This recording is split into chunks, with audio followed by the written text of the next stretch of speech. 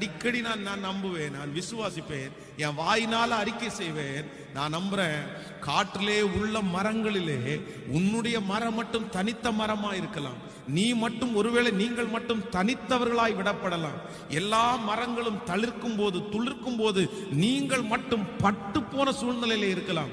அதே சூழ்நிலையில் தான் மோசே இருந்தார். ஆனா ஆண்டவர் இன்றைக்கு வாக்கு கொடுக்கிறார், இல்லை, பட்டு போன விருட்சம் திரும்ப வளரும், திரும்ப அது மரமாய் மாறும். அது மரமாய் மாறுறது மட்டுமல்ல, அந்த காட்டிலே இருக்கிற அத்தனை மரங்களை விட ஒரு பெரிய மரமாய் வளர்ந்து யாருமே பதிக்க முடியாத ஒரு கால் தடத்தை இந்த மரம் பதிக்கும். ஓ, இந்த மரத்தினுடைய கீழே அநேக ஜீவ ராசிகள் வந்து பயன் அடையும். இதுதான் கர்த்தர் உங்களுக்கு கொடுக்கிற தீர்க்க தரிசனமான வார்த்தை. இன்றைக்கு உன்னுடைய வாழ்க்கை, உங்களுடைய பிள்ளைகளுடைய வாழ்க்கை பட்டு போன நிலைமையிலே இருக்கிறது. ஆனா கர்த்தர் வாக்கு கொடுக்கிறார், நான் துளிர்க்க